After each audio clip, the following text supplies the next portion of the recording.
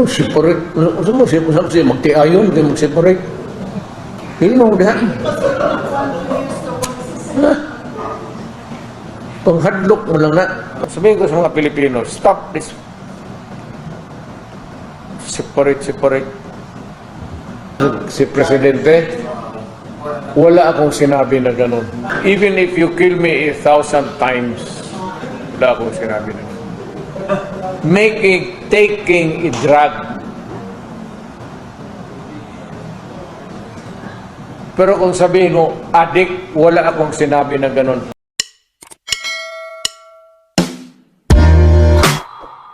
If you amend the Constitution and you are the incumbent president, you have all the resources to get what you want. Kaya mong bilihin pati yung barangay captain. So, what result would you want? Huwag na tayo magbulahan dito sa Pilipinas. Sabihin ko, ipadaan natin ng referendum, plebiscito. Bilat. Kung gusto ng presidente, the resources are there for him to utilize. Pagkabubog naman niya pag hindi mo matalo pa siya. Whatever it is, a referendum or a plebiscite or a result of a votation or whatever. Are you saying that if you are going to amend, it's going to get done because he's president? I am saying that it's not the time to make changes in the Constitution. The Constitution is good, very good, the best that we have ever produced. Do not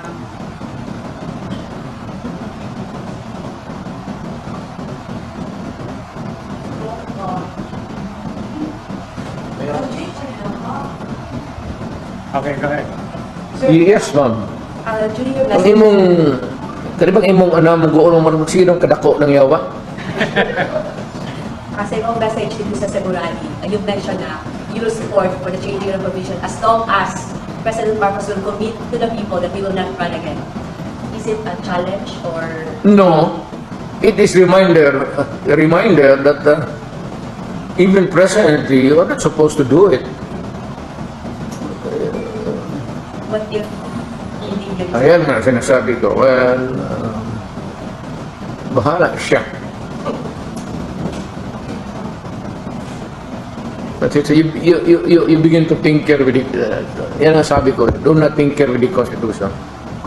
Well, I said, sinabi ko, You're saying that now because give us a better deal for Mindanao.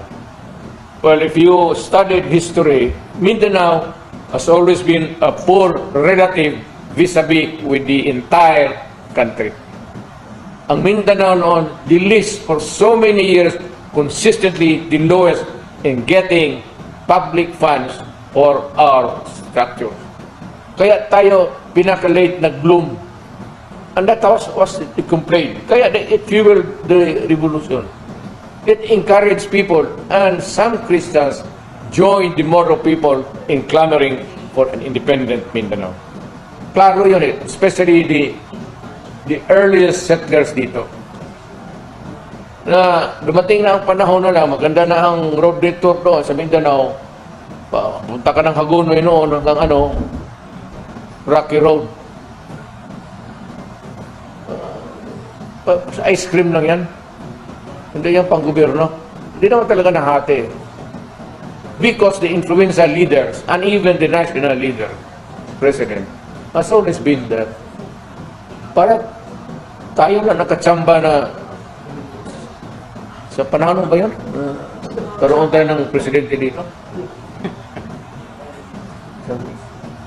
Pero ganoon pa man, there was never really a radical change in my. When I'll just be frank with you and everybody else. When I became president, there was never the slightest moment that I was thinking of placing the interest of Mindanao over and above of the entire needs of the entire country. Kung ano lang ang sabihin ng economic planners at ano lang sabihin ng mga the Department of Highways and everything, at unahin muna natin ito because I am not as bright as anybody else. I might be a lawyer, good in memorizing, Hanggang dyan lang, memorize. Pero as a, to be an enterprising thing about governance, malayo. I cannot claim. Ay, pakadili ka, may kay di ka pa mo undang tindog naman ko. I think somebody asked what you were unable to answer it earlier. The question was, when is are you going to Manila or Prayer rally. another rally in for Hapag? Of course not. What for? So, the Cebu rally is the last. Just a pretext just to go home to say the alam mo, Cebuano always yearns to see his own place. Any slightest excuse to be there. Pero sabihin ko just to be at the moment because it is demanded. Kaya, So there is no schedule for now. no schedule. If you are asking the question in terms of what would be in the future of this country, and what would be your views or opinions if this would occur or happen or not. I'm retired. I would like to stay retired. I do not want to meddle in politics. Maski na sa mga anak ko, if they can carry the burden on their own, kampanya lahat na gusto ko magpahinga na. But, Conor, maya ko lang sabihin sa iyo, 40 anyos na gud ako.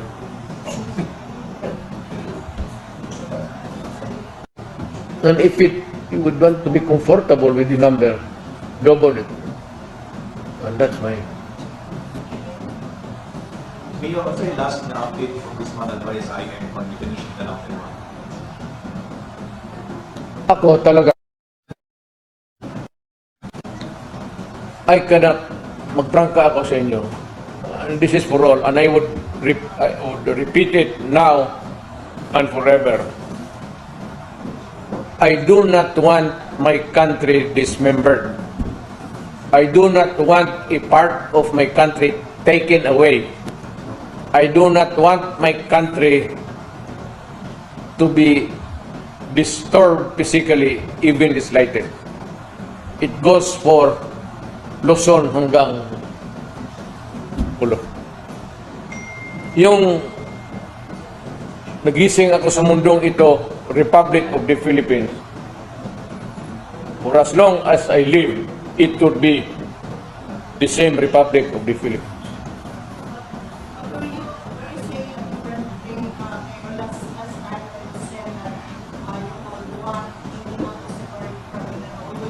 Sa kadang intriga ko intrigadura ko gyud. Ano separate, ano mo siya magtiayon kay mag-separate. Pino diha. Panghadlok mo lang na. Paano? Para ingat ka dito. Papas ni mo magsikagyaw-yaw, pag mo kayong banal, ikaw magyaw-yaw, biyaan ka. Ano?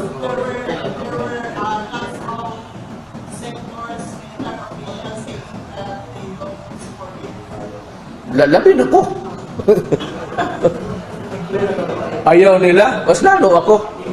Mas matanda ako nila, buwang sila.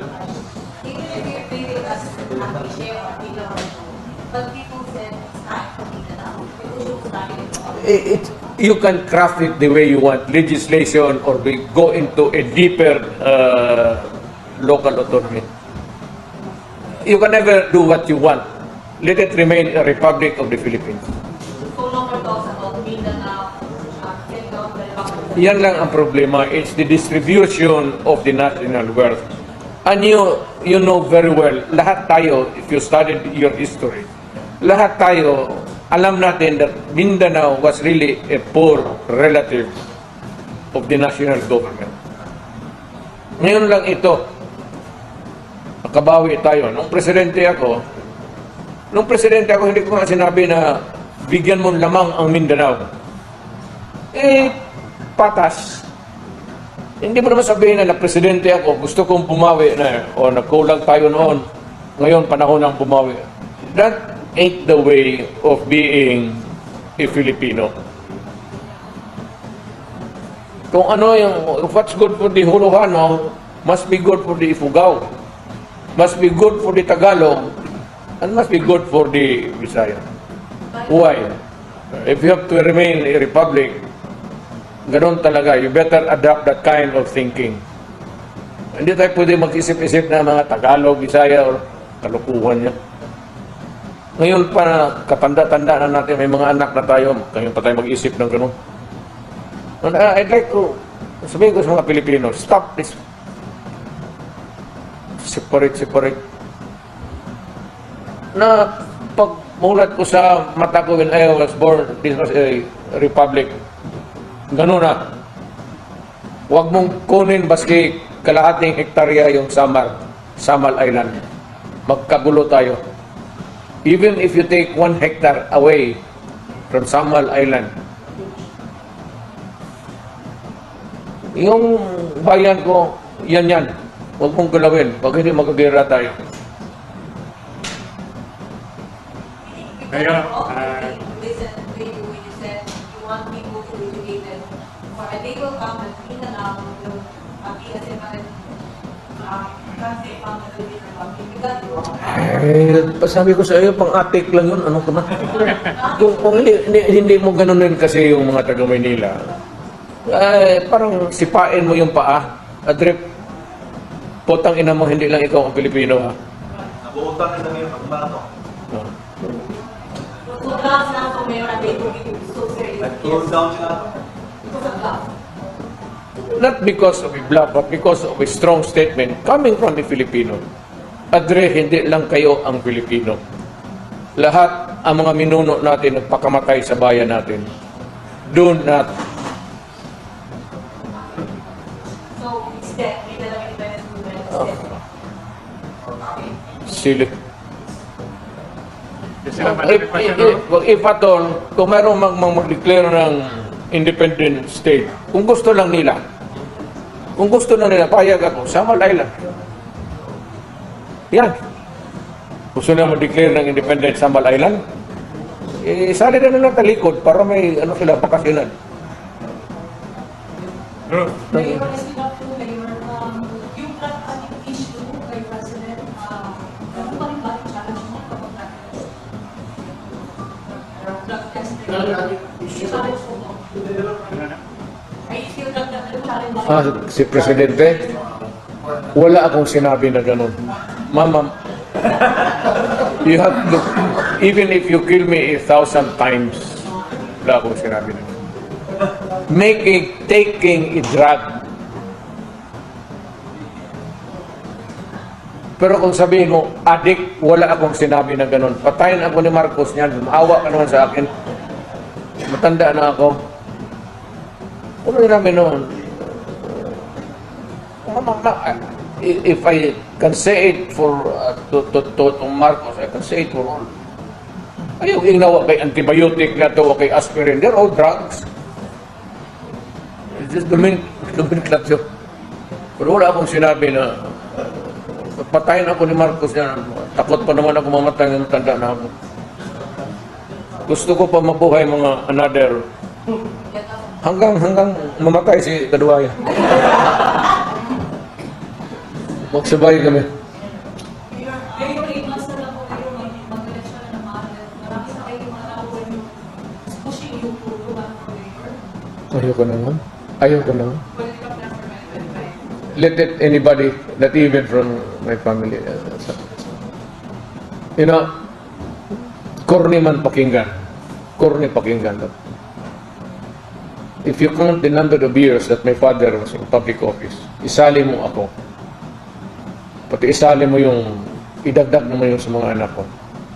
Masyado naman. Okay, just Maybe one it's last, high time na, iba na naman. just one last question. That question would come from me. Okay. Mr. Mayor, you said something about our children's future. Inday Sara, in all the surveys, had been on the top, most trusted, most approved, and his department, her department, the Department of Education, has been declared as the most trusted government agency in the country today. As a father, what can you say about the performance of your daughter? Well, I think that she's just following my record. Hindi lang na-record properly. Oh, kasi si Kadawaya kasi yung tikuha ng figures doon sa Manila eh. But I am proud that she's been doing good at public service.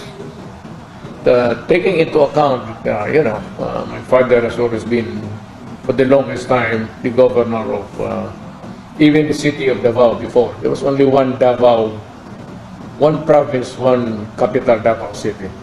And we used to elect the governor of the entire Davao province and Davao City. So,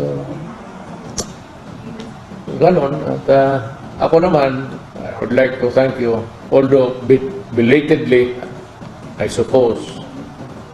Salamat po sa mga tao for the number of years given to me as a rare privilege to serve my country as mayor, as congressman, and eventually as president. I just hope that hindi ako nagkulang sa tao. Pero ganun pa man, maski na pahabol na lang ito, ginawa ko talaga ang magagawa ko at wala akong ginawang kalukuhan. Kailan? Mayor, mas update po sa ICC? ICC. Sabi ko sa kanila, mag-usap na lang sila ng ICC rin dito. Total, magkapareho silang pangalan eh. Yes, you talk to each other, maybe you can understand. Mayor, the support of the president is para ma-implement nila ang arrest. So, you said previous press that you were telling the president to drop his No, ganito yan. I would like the president to seek the advice of his legal counsel. Kung ano yung sabihin niya sa mga abogado niya, sa Malacanang, sundin niya. Ako, I can take care of my own. Kaya kong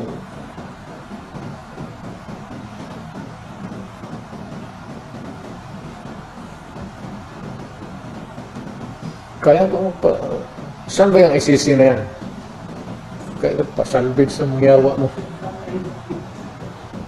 Anong pakialam nila? When my country was being eaten by drugs and everything, nandito ba sila? Putang ina nila. Sabi ko sa kanila, putang dito sa akin, putang ina ninyo. Panahon na kabrihon natin dito, nagpatayan tayo dito, pulis ko din, patay dito, patay doon. Patayan tayo ng mga Pilipino. Saan itong mga putang inan to? Where were they? Yung kinakain ng mga anak natin ng droga. Hindi ang droga ang kumakain sa mga anak natin. Saan sila? Putang ina. Sabihin nyo, tatapos. Turuan pati kung anong sabihin nila. Tangina, sampalin ko sila. Ano to ako? May makita ako na foreigner magsalita sa akin harapan, pag hindi kita sinampal. Ano? Wala mang preso yan. Guilty ka agad. Did you slap this idiot of the associated, whatever? No. Pakialam kayo ng pakialam, hindi naman kayo nakakatulong. Look, idiot, if you are not really an idiot, because you are an idiot, sino ba naman gustong pumatay sa kapwa-tao niya?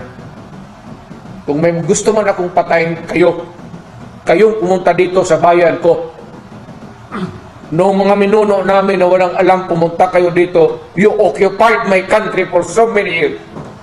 Spain for 400 years. Americans how many years? And you talk like a shit. Ang ina niyo ko kung turuan. Talk about human rights. How many years of oppression?